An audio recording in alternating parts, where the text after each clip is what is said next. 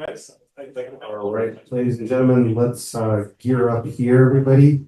I guess the networking part more or less is finished. Let's make sure we have an opportunity to interview Aksha from Kashipoi and Angela from Alternate Future. So I guess if you guys want to sit one of those two chairs somewhere comfortably, we can get you another. Wherever you want to sit, it's totally fine. We have enough chairs. Good. I think so. All right, cool. All right. Let's see if we can use this to extend it so everybody's in here. Yeah, that was.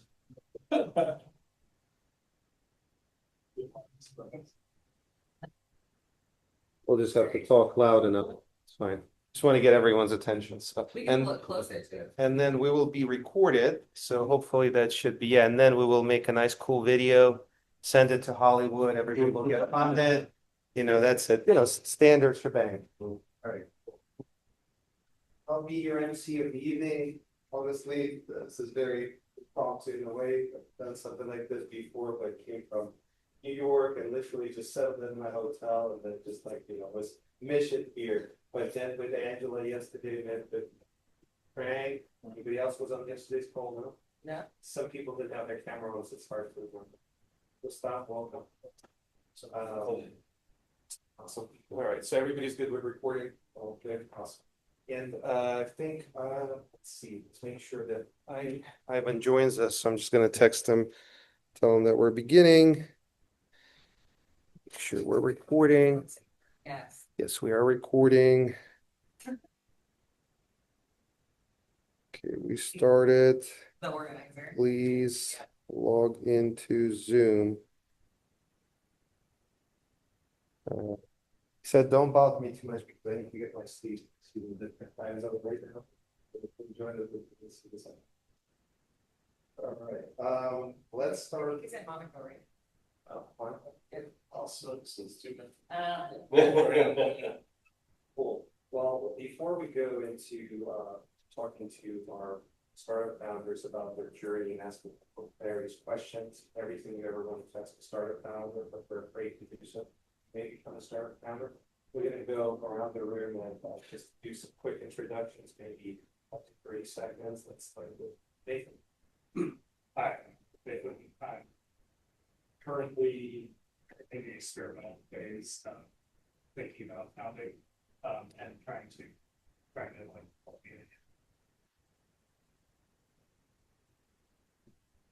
okay, I'm the person who bring the 3D camera here, but I'm now the inventor.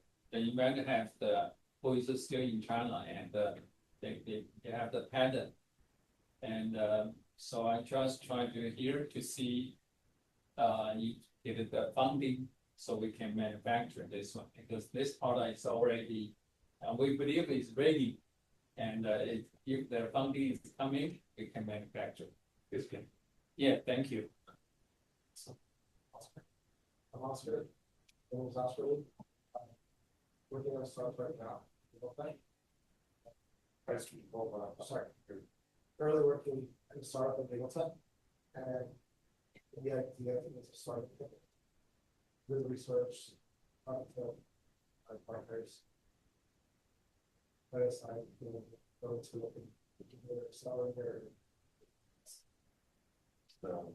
Then digital credential issuance system startup. It's used for issuing things like carbon offset certificates, licenses, certifications, ID cards. It's a general purpose system. Sales and system. Yeah, but I came to San Francisco because I think I see things being heavily disrupted over the next 5 to 10 years at the latest. And you know, I want to also look into other ideas of my business and maybe even other businesses. So it's awesome. Good evening, everybody. My name is Rustam Chisaran.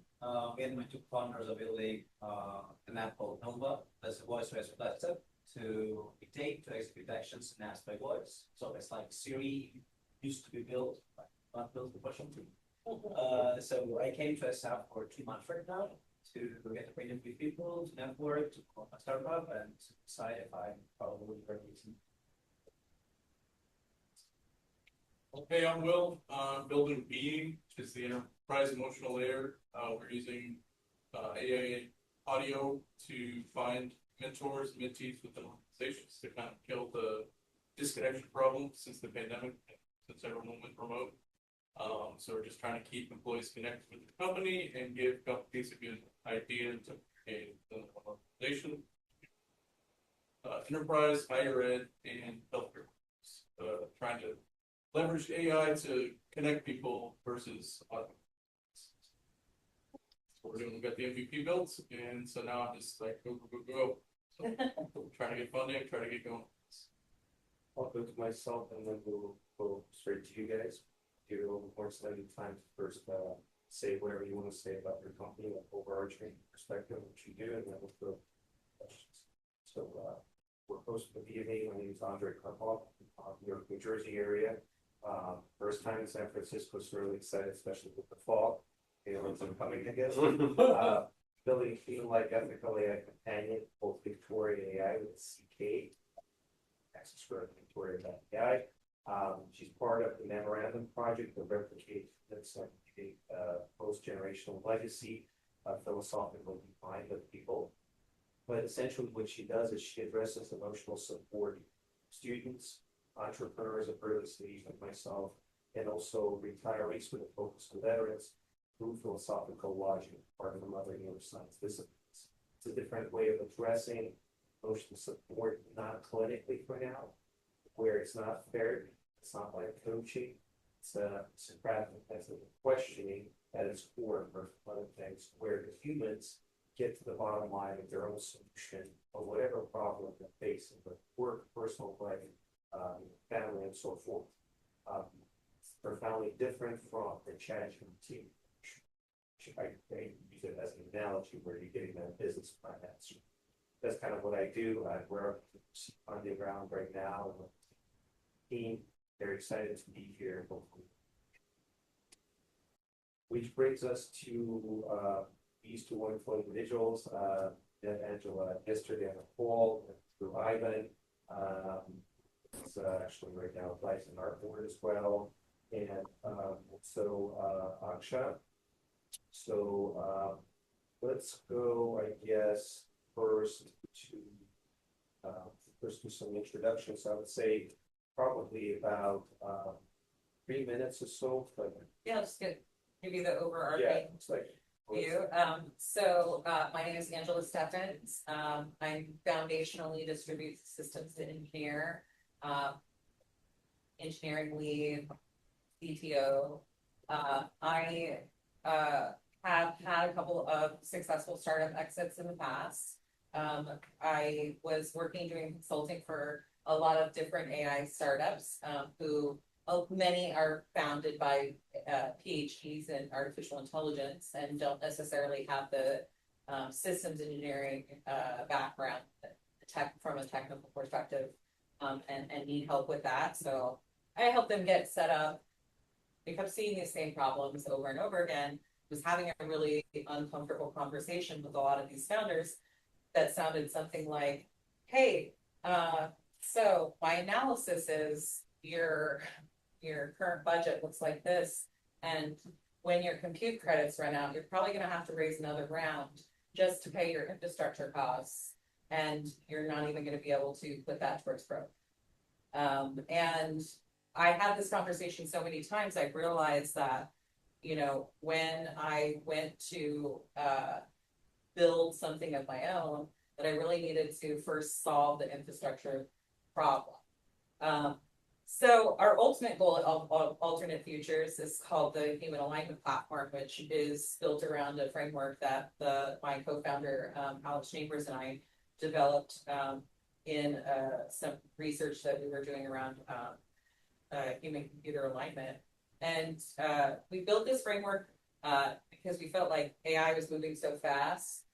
We worked together at another AI startup before, so we really gelled, and we felt like, you know, we needed to give people a framework to use, some guidelines, to, you know, put them in the right perspective when they're building these systems.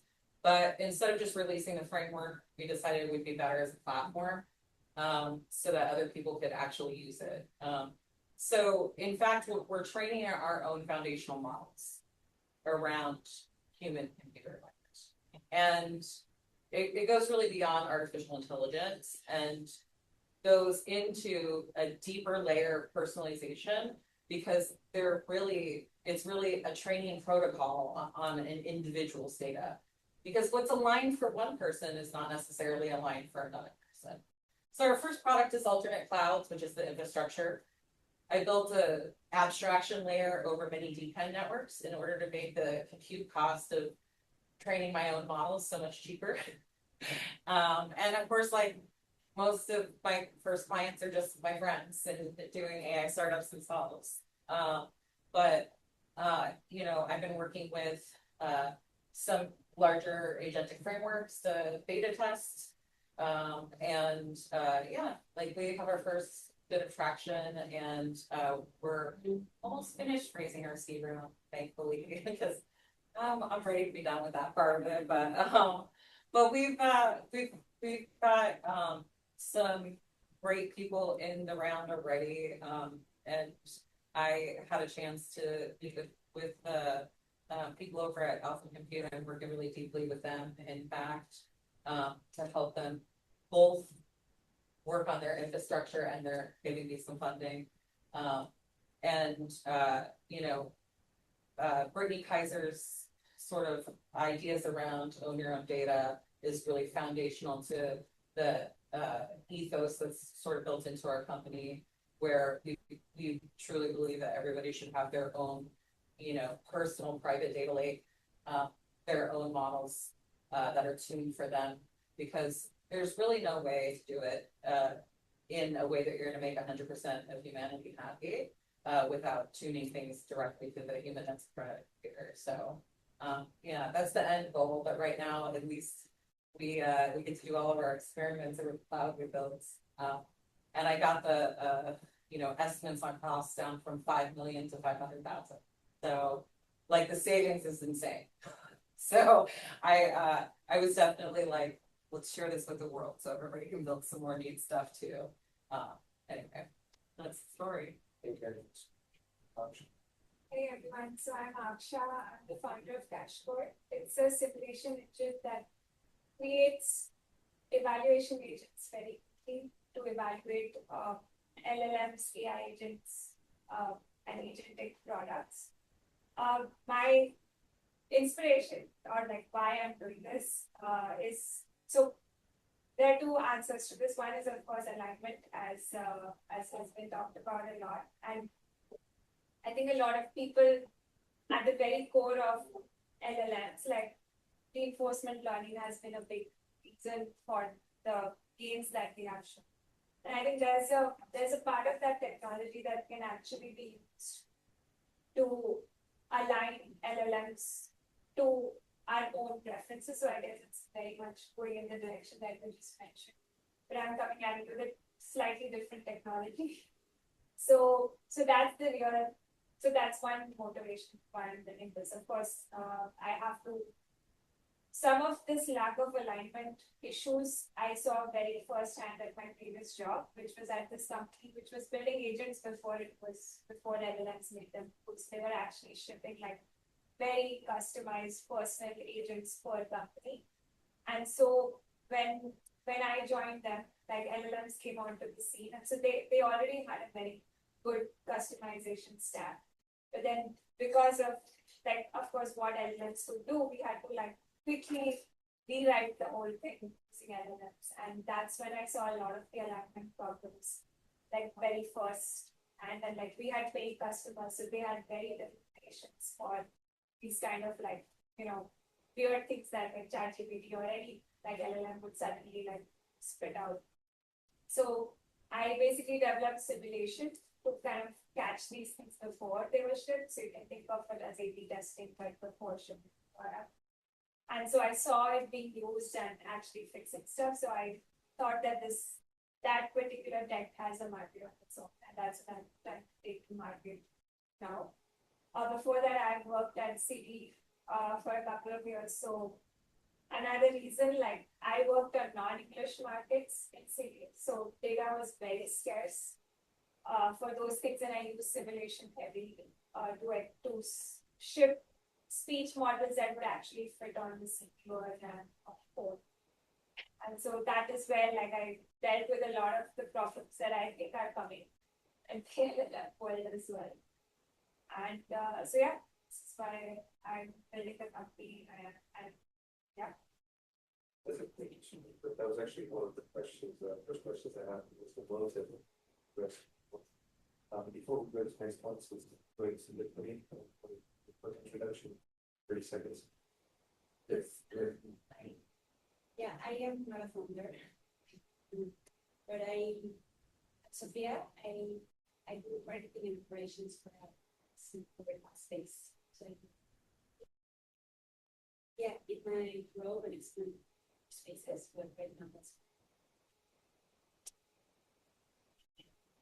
All right, so as we know, there's a particular type of founder comes from research backgrounds with CMU and Stanford Labs. They will struggle to translate academic rigor into something business actually peaceful. You seem to have lost great success. How do you learn to balance depth and speed? And what is the most dangerous thing, technically deep founders can believe about their own product? Let's go to Angela first.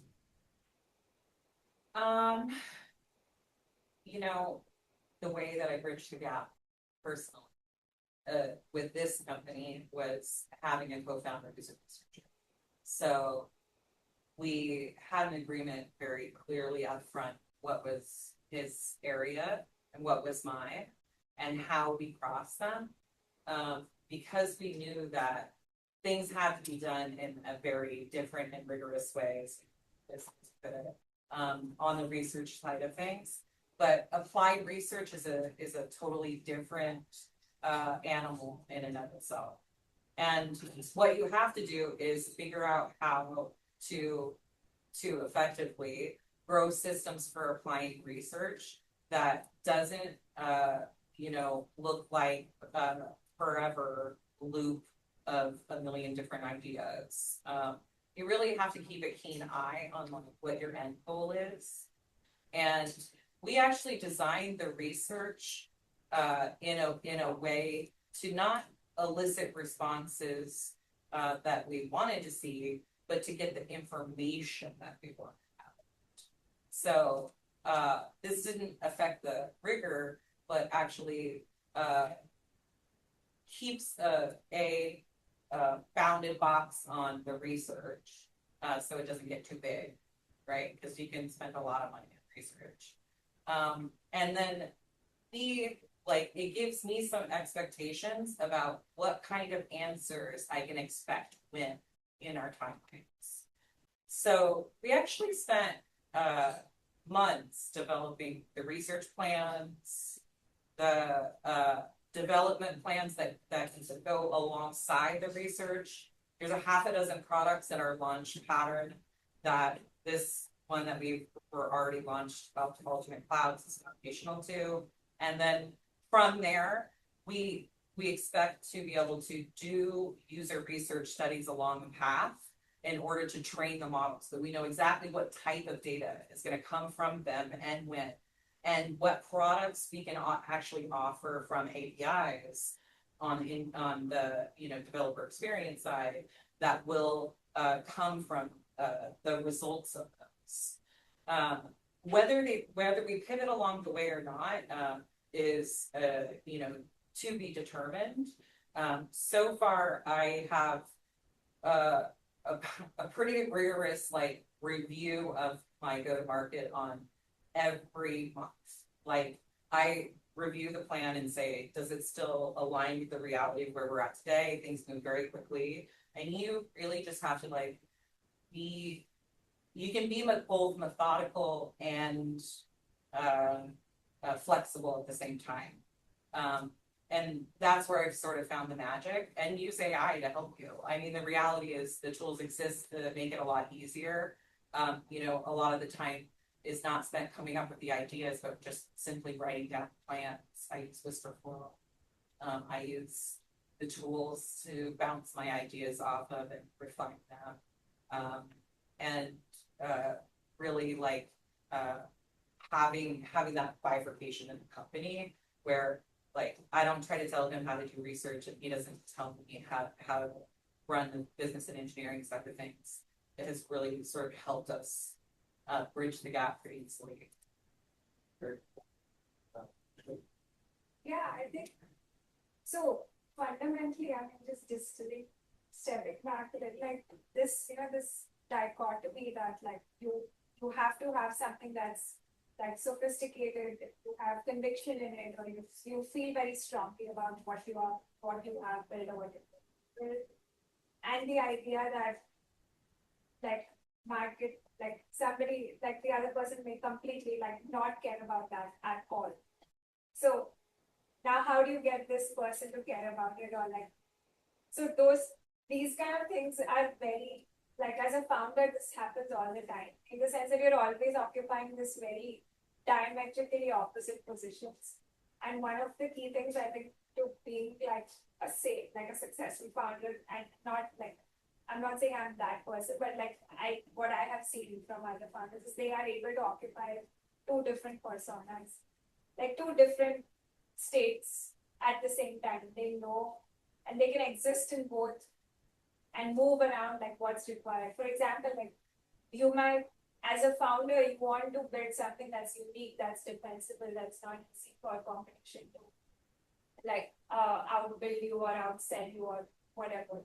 But when you go and raise funds, it has to be relatable enough such that an investor can at least understand what you're trying to solve. So the first thing they will, like one of the things that was told to me when I was raising was like, come up with your, like, you know, are you Uber for it, something, or are you like Cursor for something? And the hottest thing at that time was Cursor for it. So like my entire IC batch, like we are Cursor for insurance, so we are Cursor for whatever. Like, you know, that was the hot thing. And yeah, like that's because that's what most investors want to do. So suddenly you are in this position where like you have to be extremely contrarian, hopefully, and like really have this extremely unique point of view. But then the moment you go and try to sell it or raise money, you have to make it related to something else. And like this keeps happening all the time. Like you will be pitching your idea to a potential hire. But at the same time, you're going to go back and look at your runway and like your balance sheet and you're like, oh my God, I just have 3 months, whatever. Like you'll be occupying, and but you just sold this idea to someone else, and you're like, join me and have you make your life depend on me, while at the same time knowing what your burn rate is or whatever. So you're always in these like very extreme opposite states of mind, and that's like, yeah, I think so it's always going to be a question. I don't think there's a neat answer to like knowing that, oh, is this, I believe very strongly in this, but now I have to make it common and relatable and like be like something else, so that a person who's never heard of it totally gets the idea. So that's always, I think that's always going to be the case. So the way out of it is, yeah, like, I mean, one thing is, of course, being methodical, same thing, like being methodical but flexible. I also think that it's a good test for how empathetic you are. Like, you may love your product, you may love your idea, you spend time, months, savings on it, but you have to, you have to have the empathy to like put it in somebody else's hand and see it completely. Like, is it actually moving the needle for that person? So I think the way empathy is a big part of it, and I think it's a good test for a founder. I think one book that captures it really well is the mock test. So I don't know if people have read that book, that it has this really nice, like, you can just read the first chapter, you like understand it. Basically, this person is having a hypothetical conversation about their product with their mom. And then he shows like what are the mistakes you would make, because your mom will always, if you ask your mom like, hey, do you like this product, she will say yes, because she doesn't care about the product, she cares about you as a person. So you have to like, so you have to do the same thing with your customers, like, or early days when you're taking feedback from friends or well-wishers, because those are the people you'll show First. stuff to, and you have to like navigate that very carefully. And are they being nice to me, or is it actually solving a problem? So, yeah, I think that's how I navigating this.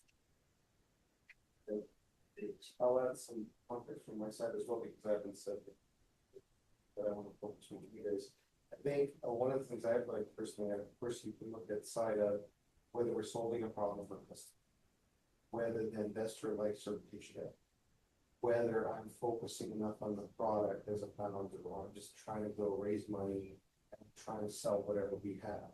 And I think one of the things that I've definitely learned throughout the 2 years of my journey from early inception of the idea that was paired with my methodology, which I worked on since 2019, called True Agile Mindset. We have Agile certified practitioner, but redesigning Agile for teams and the human design and more focus in reverse engineering was letting go of some stigmas, letting go of some feedback, taking it in, not necessarily holding it and dwelling too much on it, and listening to my inner voice.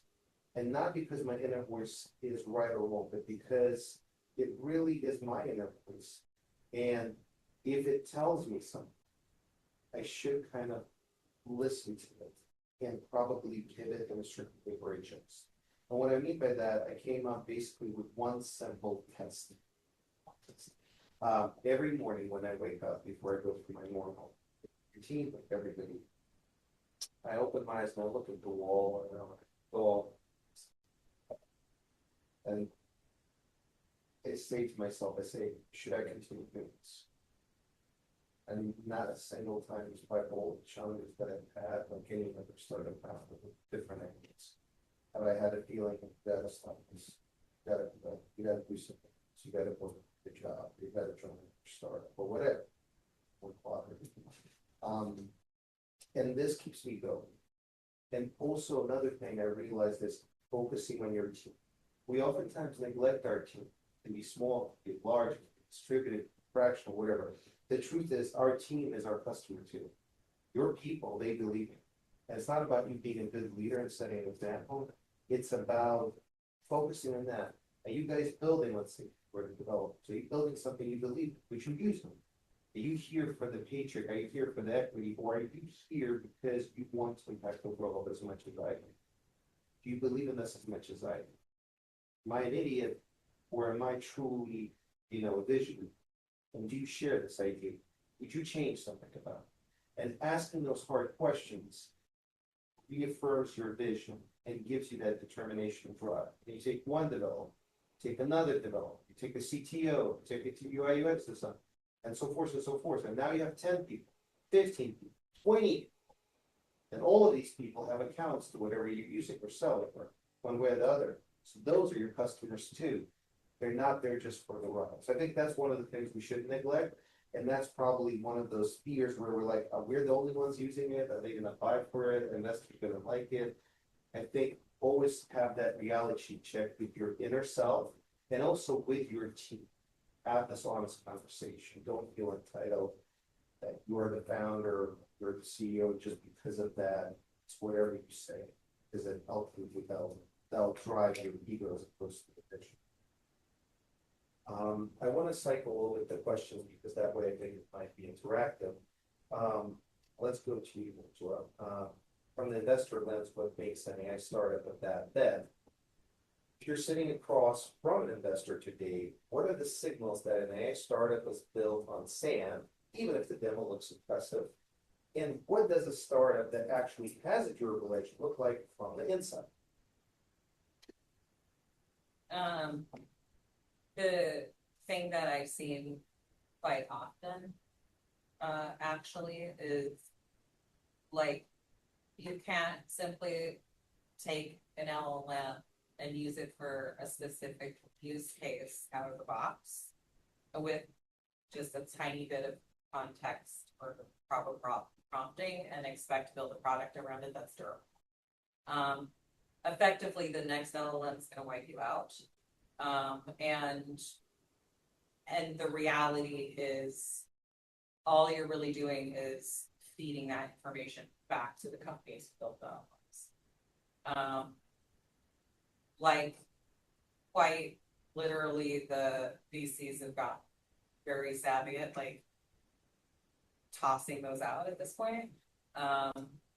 At least in my experience, like some of the early questions I got in this round was very much, ensuring that that's not all that we're doing. And I had to be ready to answer, how is your orchestration system different? How's your plans for model training different? They want to know that you're actually building something innovative, and they might even bring in an expert in AI to that. In fact, if you go try to get some of the money from some of the bigger funds, and some of the ones with better connections, you're definitely gonna have that. So just be prepared to answer those questions. Like, and if you can't answer those yourself, then you need to rethink what you're building, or you need to think about not AI as your value proposition, but what else is so different about my product and the way my product is built that AI is not the focus anymore. Because you can have a system that uses AI, utilizes AI, without saying that you're an AI startup. Don't try to sell it as an AI startup, though. Sell it as a different kind of startup. Like, you don't have to do that. Like, use AI in your startup, use it in your products, but don't try to sell it as an AI startup and expect that you're just gonna like sail through, especially now that VCs have like, a lot of the bigger funds have like specialized teams for vetting AI startups at this point. Like, you're just gonna frustrate yourself, and like, what problem is your product solving? Go find the VCs that are looking for those startups, not AI startups though. So like, unless you're doing something super innovative that is like very different, and realize that like the amount of money going into AI research from the bigger companies is insane. Like, I am not delusional in thinking that like I can outcompete, like some of what is happening there. But I do know that I can apply that research faster than they possibly can. And that's where maybe you can win, actually. Like, I'm taking research coming out of DeepMind, coming out of Anthropic, coming out of China, and the bigger labs there, which actually that's some of the best research right now, honestly. and I'm like constantly applying that research at the same time that we're doing our own research. That's how I like get a little bit of an edge, because I can actually apply research faster than Google, because Google's got a bureaucracy like 10 layers deep for implementing any of those into the product itself. Like, they don't move as fast as you would think. Like, and as a small startup, you can have something, especially with the systems of AI, up and running like next week. And you don't have to get approvals from 3 different layers. And you can move it at a rate that is just phenomenally different. You just have to be really dedicated to it. And make sure that you don't get distracted. So, because that's the other thing. So it's really easy to think that with the assistance of AI, you can do everything. So then you try to tackle way too much. Touched on so many things. I'll just say, just a little bit to what you said. I'll show you. I think one of the things is height objections, like having been in failed one way or the other, no learn sales is found great for selling themselves, vision product. Like, sometimes you get those very weird objections from very prominent VCs, like, so it's just a chat GPT route, or it's just another AI route. And what really strikes me, I guess, is someone who's building a philosophical, logical, compliant system is, before you judge or validate who have that capacity. Absolutely, a lot of respect for people who have that ability, right? No problem. But you gotta experience what you're talking about. You haven't even downloaded it, you haven't tried it, you haven't, apart from seeing the demo, tried other schools. How can you really know? And just simply saying that, I don't have all the time, I review a ton of pitch decks, brings me back to early days when I used to be in the staffing and recruiting.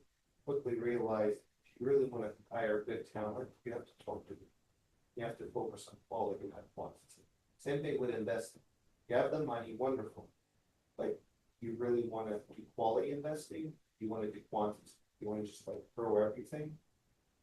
So I think that's teaches us as founders that we want to deal with people both on our team who believe in our vision, support it, and can refine and add to it. We want to deal with investors that can respect us and support us, not just give us the money, but give us the autonomy, vision to create. And we want to deal with customers that are willing to give us feedback, that care to try our product on a trial basis.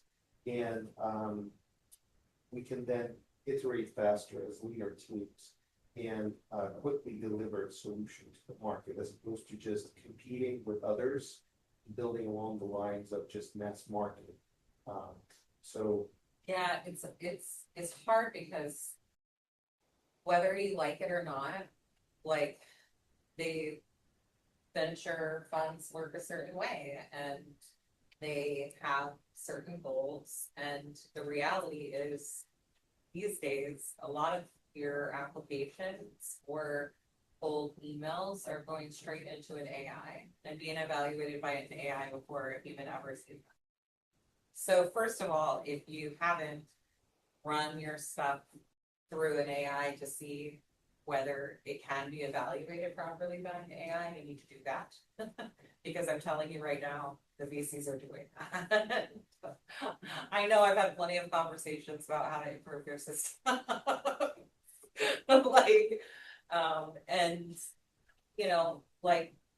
If the other part of it is like, you don't have to like the way that they necessarily operate to take money. Not everybody who gives you money has to be perfect. Like, the goal for you guys is to find the right kind of money, yes, but like sometimes somebody's just gonna write you a check and like that's the last you're gonna see of that. Like, and that's okay because there's somebody else maybe in your round that gives you the guidance you need, makes you the connections you need, et cetera, et cetera. If you're really dedicated to the idea of having like very purpose-built, purpose-built money, you also have to like make sure that you have the savings in your own bank account first. Like, because it's just going to take you longer because building those relationships takes longer. But I mean, quite honestly, I'm currently seeing the fruit of seeds I planted like 2 years ago. Like, it took that long to earn a level of trust with some of these people. Like, when you work with a certain quality of people, like sometimes building trust with them is like a much longer process. Just know that you have to do that. Know that you have to like make an introduction, have something that maybe they find valuable in the relationship, and then work that over time. And I'm not saying from a manipulative perspective, be a freaking friend. Like, if you want something, like, don't just talk to the person about what you want. Ask them what they want.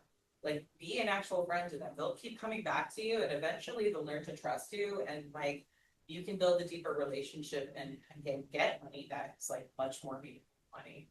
I mean, this is how I, ended up with some of the better money that they've all my money is that way now. I feel like all the conversations I've had with other types of VCs just hasn't worked out. But I was also really dedicated to the idea of purposeful money. On top of it, I spent a lot of my own money because of it. And not everybody has that kind of money sitting in the bank. But like, if you don't, go work and do it and stop spending your money and save it. Like, and if that's what you really want to do, otherwise just realize you're gonna take some checks or something like that, like, they're just not gonna give you the kind of support you want. Maybe they're not gonna like, or they're gonna take more of your company. They're gonna ask for more and give you less. Like, which way do you want to go? There's pain either way. Like, choose your pain. Like, it can be done either way, but you gotta choose the path. What if I know what's up? At all. Well, that's not. Oh, you probably shouldn't have been in entrepreneur. I don't know, we all do the same. And it- which actually brings us to the fun one, and I think here you can sort of decompress a lot of things that we're speaking about, that you're pointing out. Getting into Y Combinator, I want to get there, is, as I've shown everyone, the process, right? What does YC artist on? What surprised you most about what you hear about versus what you expected about? Now add a little more here. Did you get to meet Paul Ryan? Yes, that's. What's the most thing that fascinated you about him, apart from the? I think it's nice to meet a reasonable person who's a celebrity. I think like the world has gone a little crazy when a lot of celebrities are not so personable, but he and Jessica are very approachable, personable, reasonable, normal. So it's nice to just have normal, but I think no, I don't know, that's how I felt when because like if you're in YC, you'll meet this person like every other week. Like Sam Alton was there, Brian Chesky was there, they're like popular, and you hear all kinds of things about all of them, and you see them in person, they'll tell you the story they're telling themselves. But And yeah. then Paul Graham comes in, Paul Graham. It's a good question. I think so about the YC. So I think the advice that I got when I was applying for YC was don't think too much about the application, because the idea is that if you are obsessed with your company, like you've been working on weekends for it, you're thinking a lot about whether this should exist in the world. Should I like put my time, energy, money, whatever into it? So you're obviously judging, hopefully, your idea much more strictly than, because a lot is at stake for you personally.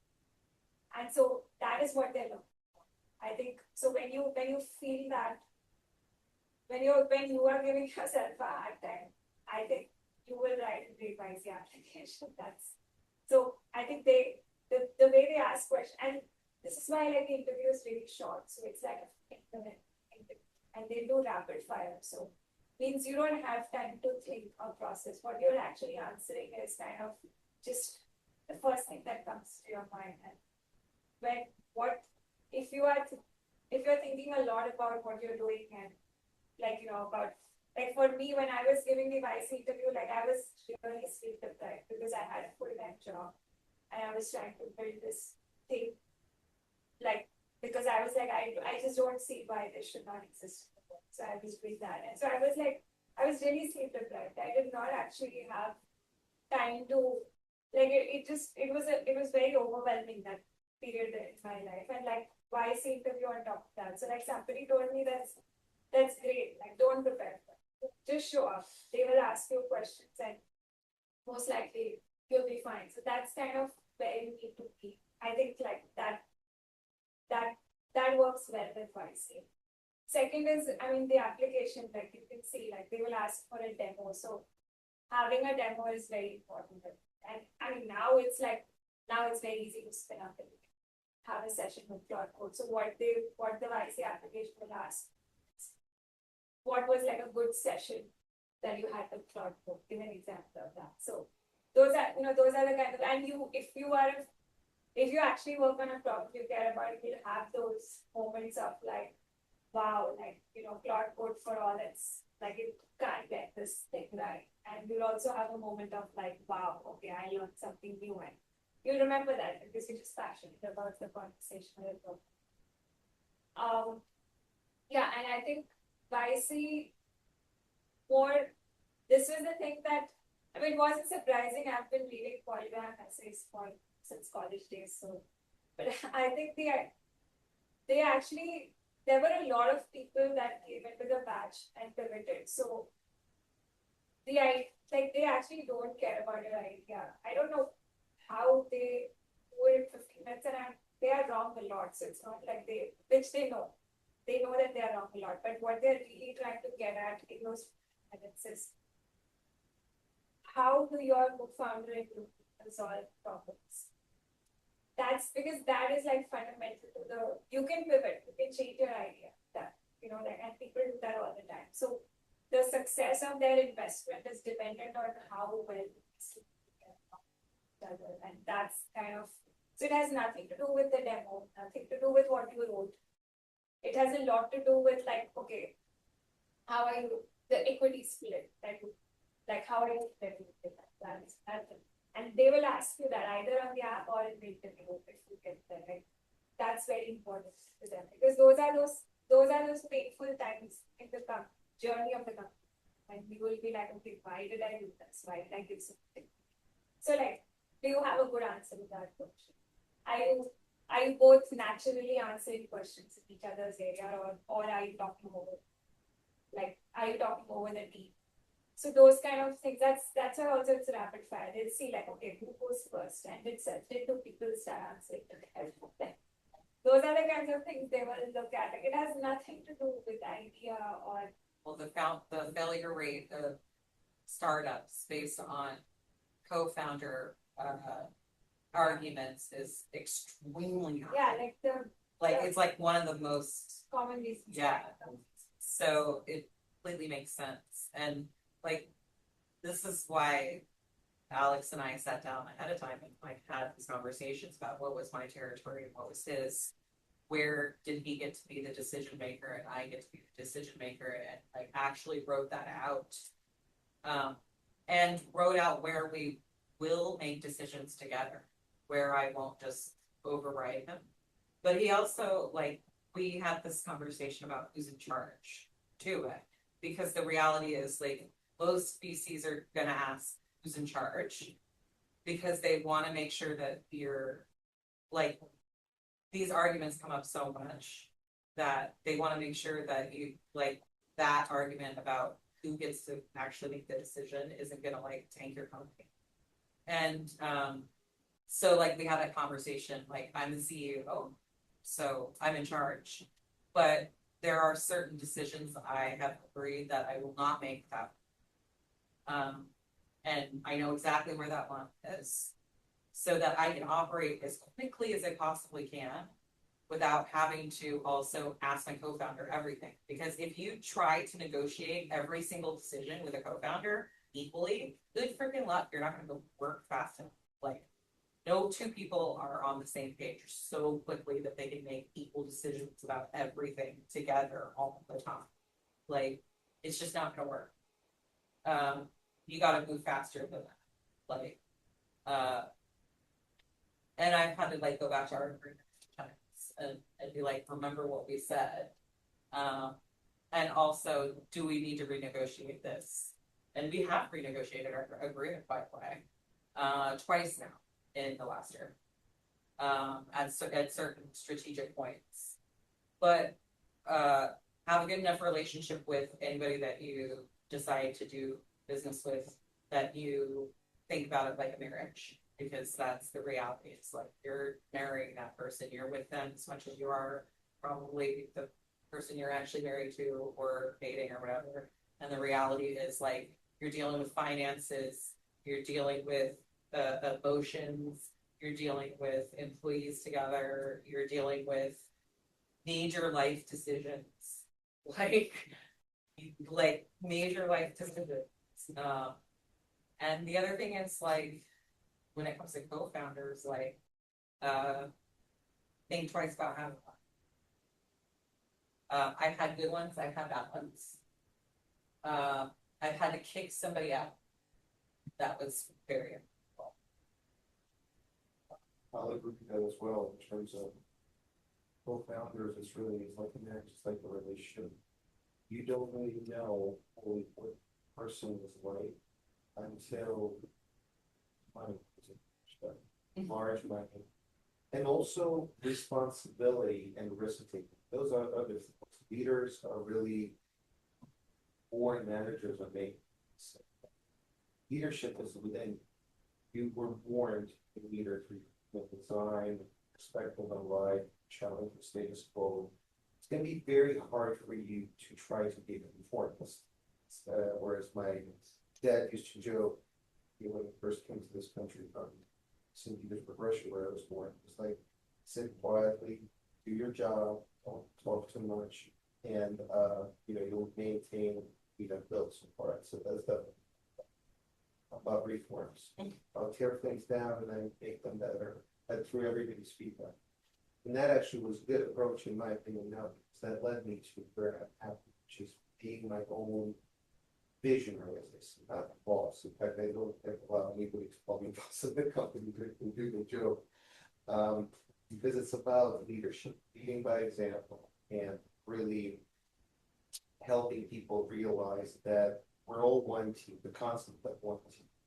But co-founders, I think another thing to also keep in mind, we may have our desperate moments as founders, CEOs, where we really need that help. We need that extra help. It's not about, can you fractionally do this for me, or I'm going to hire you to help me with that. It's kind of like, would you share my vision? Would you share the financial responsibilities? If you're begging something, it's very similar to a relationship. I don't love someone, you think you love someone, and you're like, you know what, I really want us to be together. Like, if the other person doesn't want that, for whatever reason, you gotta let them go, for them to be happy. You don't make other people happy. So if the co-founder that you were like, we've been friends forever, we played soccer, we went out, whatever. It's different. It's just not gonna click. So it's best, as you said, to just be alone on that journey of solitude, and the right person will come. So might even be an investor that those things happen, as also I've seen from some other cases. But that actually brings us to another interesting hard topic, which I think is important to address. Both of your perspective. We take a look around this room, and the questions about that actually. It's about this sexism exists for startup founders. You see a predominance of men in startups. Again, if it's just statistic thing, it's one story. If it's because of certain drivers, it's another story. It can be a rhetorical question, it can be factual, your opinion on that. But many investors make decisions based on whether a founder fits a mental template of who a successful founder looks like. The template was built from a history in which most funded founders were young men from a handful of schools. It takes active effort to override. Most investors don't do that work.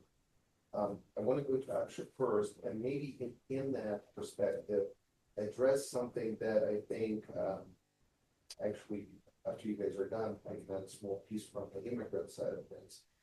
I think if you have female founder and you also share original views from others, how does that all play into this factor? Like, how do you feel when you interact with investors, or maybe peers, or other founders, or whatever? Like, what have you experienced that was that negative bias?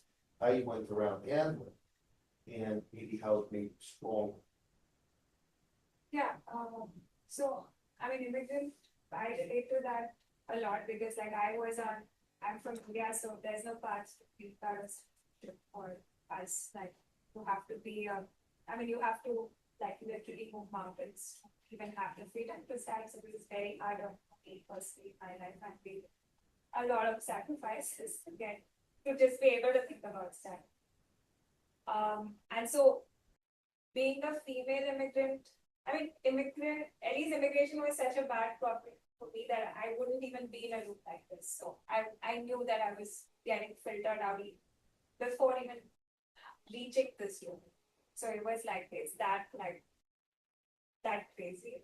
But say you are in the room. Of course, one of the main reasons why inspiring, the reason why I was motivated to start this company was because in my previous company, I would point out biases in LLMs. And then there were these engineers in the room who would be like, hey, I've deployed the latest model, it's going to work. And if you're asking questions, it's a problem. like you are the person who doesn't want to move to, like all sorts of value judgments, like you're not forward, whatever, like that was the level to which the discussion went simply. So I faced those things. And I think to ground this discussion back to like investment or raising money from people that don't look like you and they will. So I've seen this live in Paisi Bash, like there are people who go into a room and they get like millions of dollars and they come out like one meeting. And like that was a company in my batch. But the idea is that like, and then there are companies who did like 200 meetings. And then they got enough sales to close their seed round.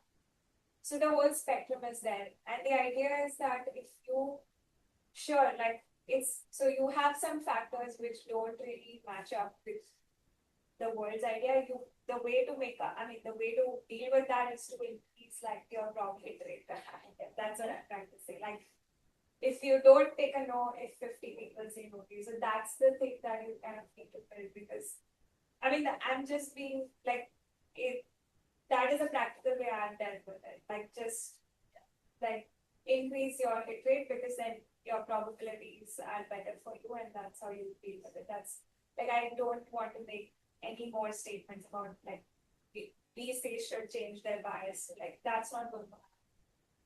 And like, it's not even about founding. Like, when I was in those rooms where my basic thought process was being questioned, like, why are you questioning elements? Like, they are obviously going to work. They will obviously do good for society. And like, the best thing you can do for your career is to just take the latest models, stick it into the product, you'll get a promotion. Like, that's how most level AI companies are operating. And I think so this was my, I guess, personal act of rebellion. I'm like, okay, I'm going to actually validate it in the mind. Go out, build it. And in the process, probably unlock new levels of career movement that you sitting in this room, because this room is not very close. So it was kind of increasing my hit rate. I was like, I can be in 10 such rooms and then find those 5 people who will agree with my idea, like alignment, right? Like, or like, yeah, this cloud compute budget cannot go on forever. So it's just, I think the practical ways to increase our hit rate. That's my answer to my bias questions. A world will not change. Our VCs will not change. Nobody's going to change their values. We hope that it will further. So it's just increase our. Yeah. So I always joke that I have a male co-founder because it increased my likely rate of getting funded from 2% to 7%, because 2% of the funded startups are female-led. And quite literally, taking on a male co-founder meant I increased my potential by more than the initial, the irony of it. But it's not true, actually. I picked Alex because he's an amazing co-founder, and because I liked his ideas, and I thought we worked really well together. An opportunity across a couple different projects, actually. We worked together in more than one company before. So, as a female who's worked as an engineer at tech companies, most often the only woman quite often, especially since I started 25 years ago. It's tough. I'm not gonna lie. Like, I stopped lying to women about this a long time ago because it's actually cruel. I believe because I believe that you have to slap them with some reality. And like Aksha said, you're gonna have to like increase your hit rate and work harder. But I also know this: people can't deny statistics. And I remind them of that all the time. And I use those statistics at my advantage. And I don't say it in a way that puts them in the hot seat about their own decisions. Instead, I just give them the numbers. The reality is female-led businesses succeed more often, as do ones with older founders, despite the fact that VCs don't fund companies as often with older founders and female founders. So this time around, I used both of those things to my advantage and reminded them of that. I didn't remind them of how little they fund those, because I don't want them, that twinge of guilt you're gonna make them feel is gonna definitely not get you a check. But I did remind them that the success rates so astronomically higher, actually, and it's because we have to work so much harder at every step. That is why our success rate is better, because we're just tuned to keep trying over and over again until we get there. But I just remind them of that part of it. Like, I don't say I have to work harder either. I just say the success rate of female founded and you know, companies founded by older founders is much higher. I give them the statistics. I just stick to the numbers purely and let them make the decisions with all the information. And that so far is working. So like, and then I would say, you know, like once you get into bigger positions of power, you can like change things on your own. Like we have a 50-50 split right now, and I hope with MVP goes to 6. So, but there's only 4 of us, so I'm not sure it counts yet. I think it's extremely important for us to live in equitable. Really are driven by passion, by ethics, by values. You know, just basically going by simple philosophical formula to say treat others. It's as simple as that. You don't need a religious, ethnic, political, or any other type of academic or social economic foundation for that. All you need is a simple, logical understanding that, like, if you put that into perspective, that affirmation, it's very hard for you to imagine. I would say, pardon my French, I want to be treated like shit. Because most likely, you want to be treated like a human. Therefore, you would want to treat others like humans as well. Just very natural and logical. I've experienced some bias as well, in terms of working with different individuals, some that I knew for a long time. You know, obviously, and this is something I've been in the country since 2001, went to school here, went to college, worked internationally, actually did leave at the time before, as I said, because Russia came to existence and were in Ukraine and all of that.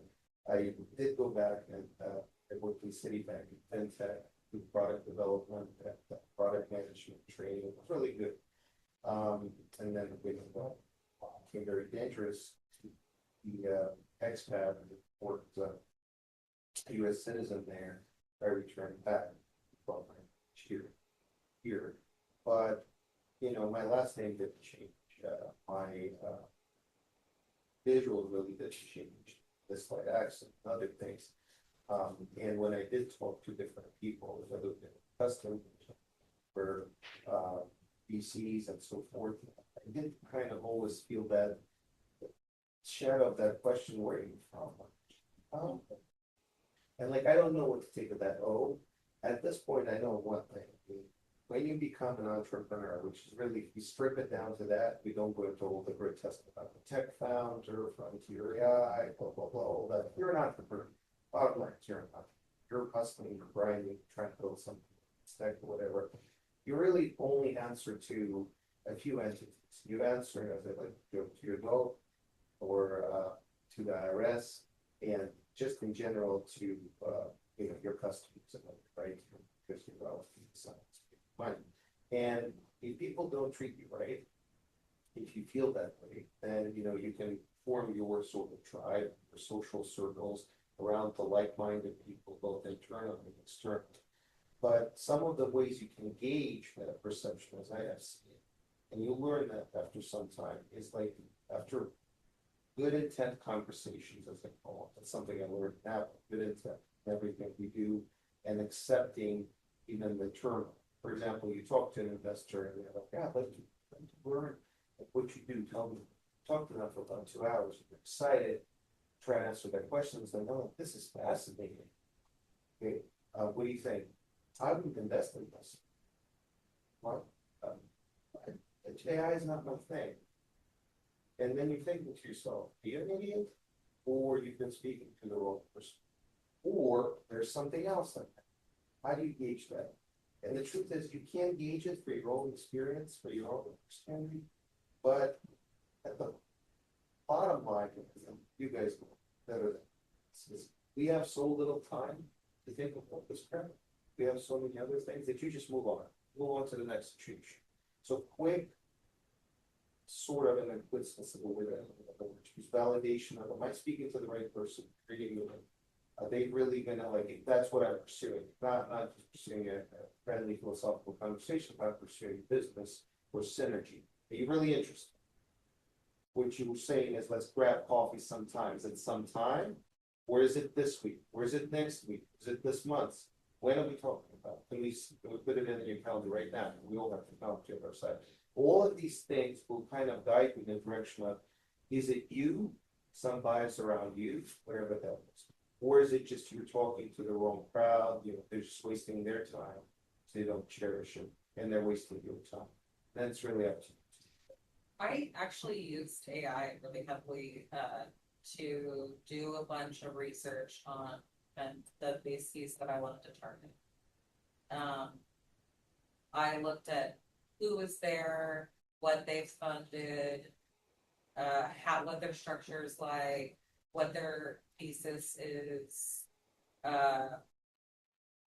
I wanted to ensure also that I had very specific people around that had connections I needed. Built an abstraction layer over deep networks. Like, yes. The same like privacy on it. Yeah, exactly. Like, be super intentional. Like, and that has been like hugely beneficial, I think, in speeding up. Like, I've only been raising for about a month now, and like I'm fingers crossed to like close my seed round sometime in the next couple weeks. So like, but I really attribute it to that planning ahead of time, and ensure that I was targeting the right people who had also like Alpha Compute, who's like the first, company to give me a letter of intent. Like, they have some of the same underlying goals. Like, it's run by a female founder who is all about data sovereignty and blew the whistle on Facebook and Cambridge Analytica. So like, quite literally, she's all about what I'm doing. Like, and then in addition to that, like, their chief investment officer, when I met him, was like, well, Brittany's like totally sold them, but at the same time, how are you making money? What's this look like? Why does it make sense?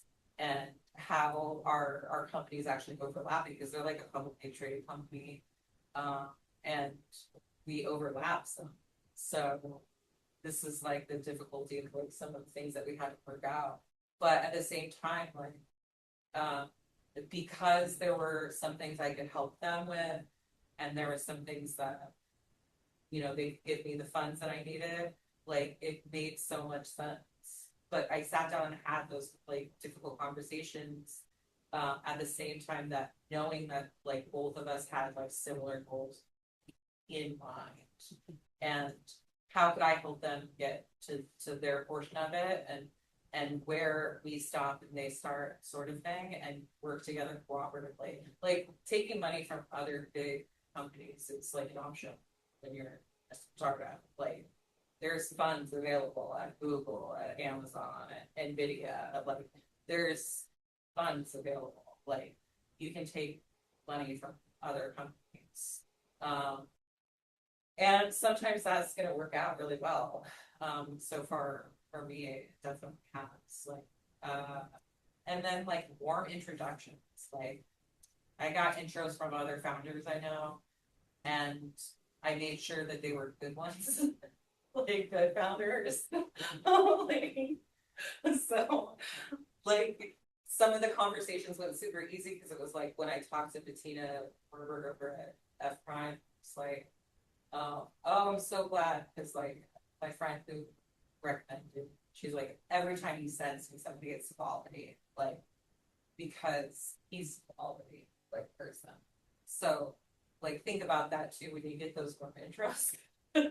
You're gonna want to make sure they're not like you know, like intros from a founder who's been like blowing them off and a little bit or just like cold. It's the same as a cold email at that point. Like it's not gonna like give you any leverage, but warm intros definitely like give like an instant amount of respectability in the conversation.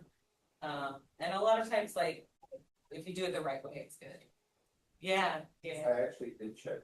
As long as you guys are capable, we won't get Q&A. We do. Yeah, the building, I don't think is gonna kick us out of the room. So yeah. But we do respect everyone's time. It's absolutely good. It's fine. It's part of a brief conversation. So it brings us actually to the money component. Let's talk a little bit about money on the more in the way on the consumer side as well. So Passion Point generates world models that autonomous agents. What does that interview actually look like under the hood? How does the world model decide what to grow? How do you prevent it from finding the same surface failures every time?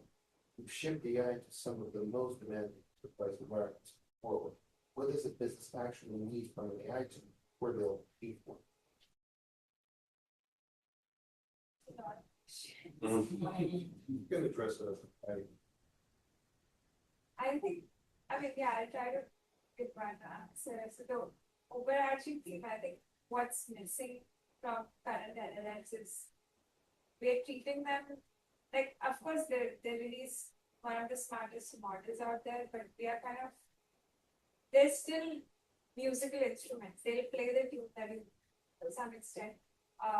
And so we need to sort of learn to catch that. And I think world models is how I think it's going to come out. Like and the idea is that basically we talked about alignment. So each of us has, even if we have not expressed it, we have a certain expectation that this is how it should work. So for example, if I'm building a fintech bot, like if a customer says something, this is what I would expect the bot to do, and if the bot says this is what I would expect the human. So you have a certain physics in mind, and this is what we try to capture in the world model. So that's what the interview looks like. So if I'm able to like get your expectations and we basically compress that into a world model, and then that world model runs it. So that's the I don't know, but it's essentially like you all have a contract in mind when you're using LLMs to some extent, and it just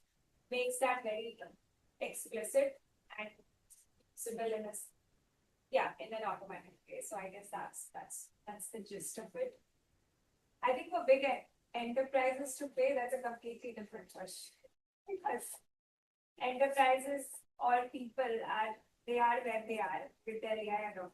And you have to see, like I talk to people where they just actually needed help with building agents. But like, should I build a skill for this? Should I have an MCP server? How much can I trust it?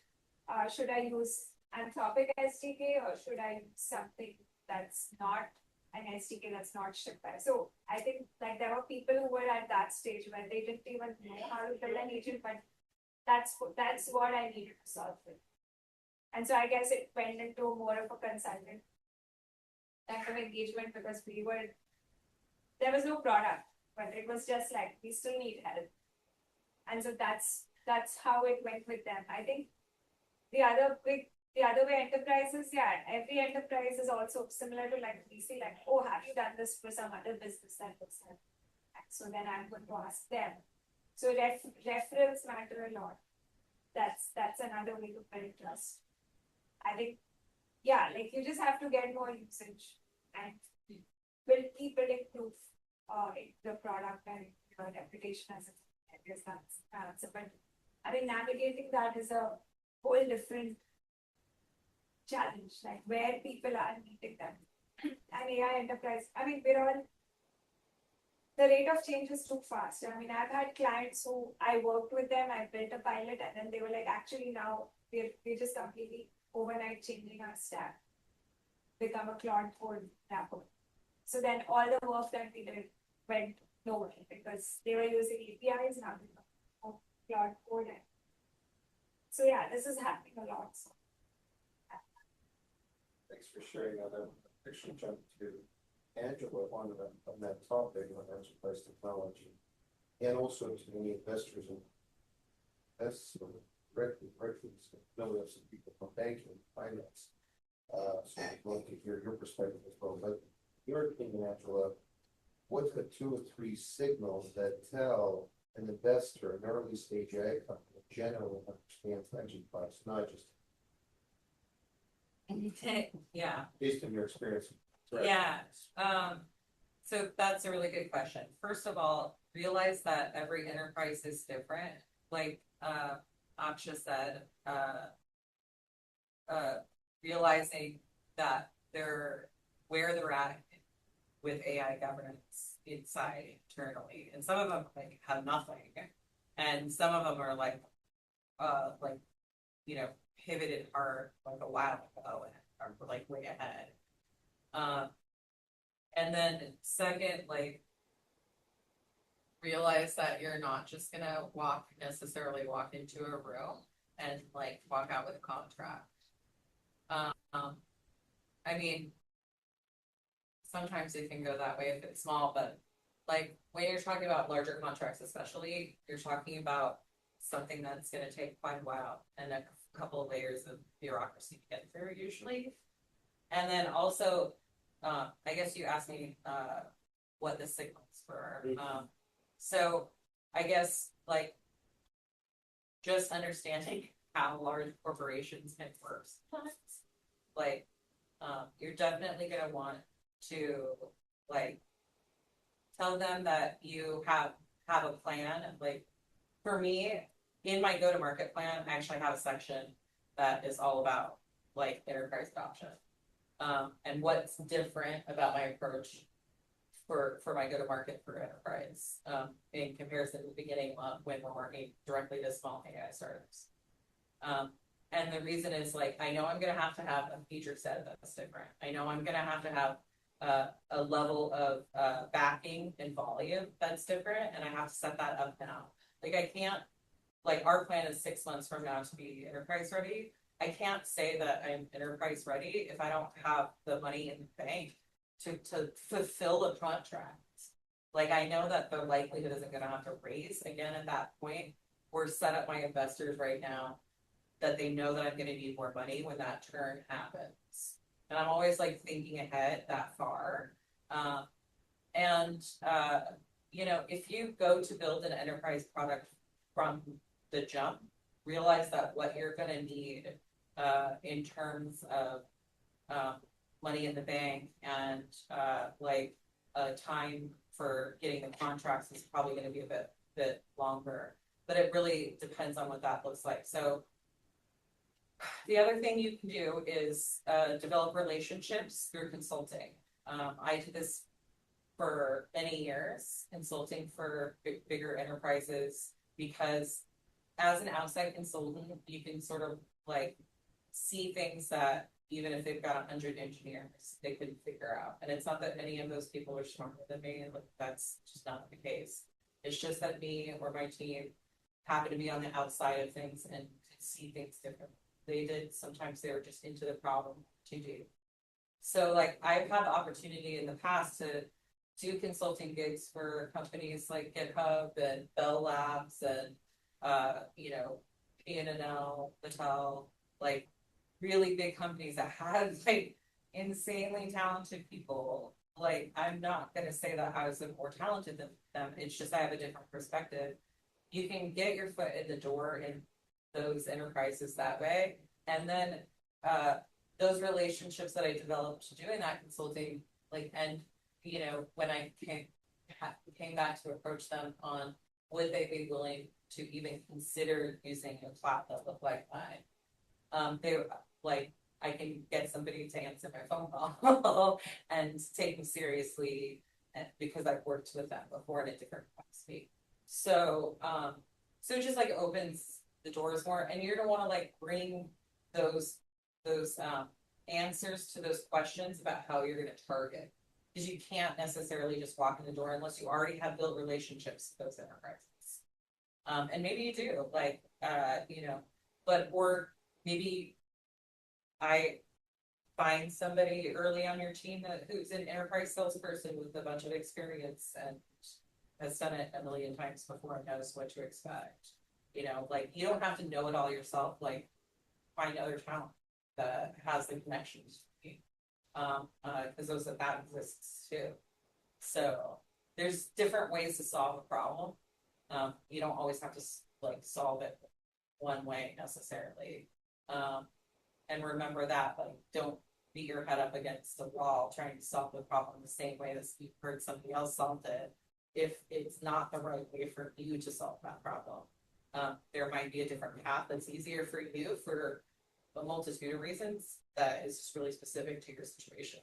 So like, think outside the box, use AI to bounce ideas.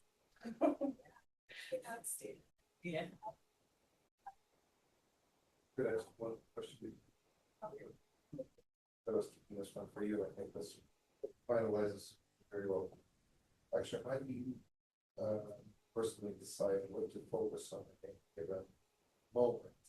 And how do you protect that focus when everything we're asking fast and every model for these skills learning changes?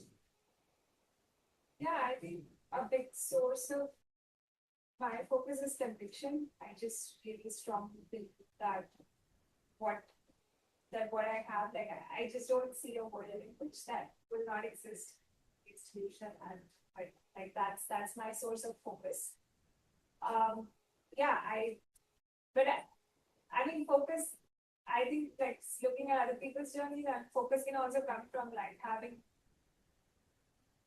Actually, no, not really. Yeah, conviction. I think people believe. Maybe conviction comes from like your customers, like seeing people use your stuff, and that gives you conviction. But you do have to find a source of conviction. Otherwise, like, it's quite difficult. Or you hit PMF, or you raise a big round. So like some spike has, if you raise a big round, then you have the runway to like keep flying like a leaf.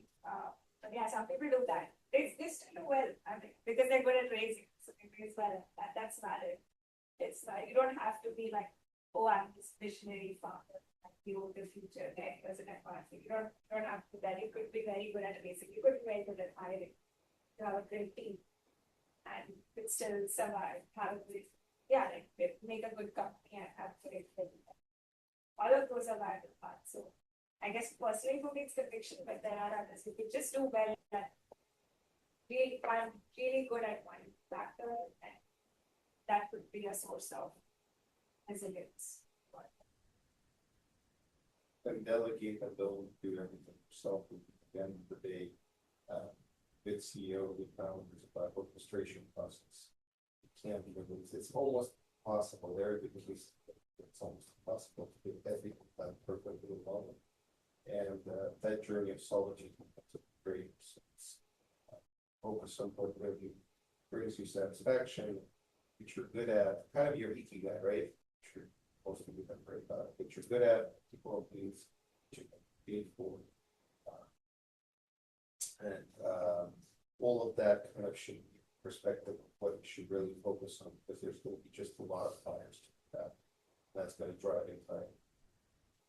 Let's thank our guests. I mean, it's possible. Let's get a quick photo. I did take some snaps. for Ivan and everyone. But let's see if I can get all of us. Yeah. My hand is as long as I can get, guys. Awesome. So much. It was so nice to meet you. Yeah. What you said about role models totally. Okay. I think anybody that's not thinking in that direction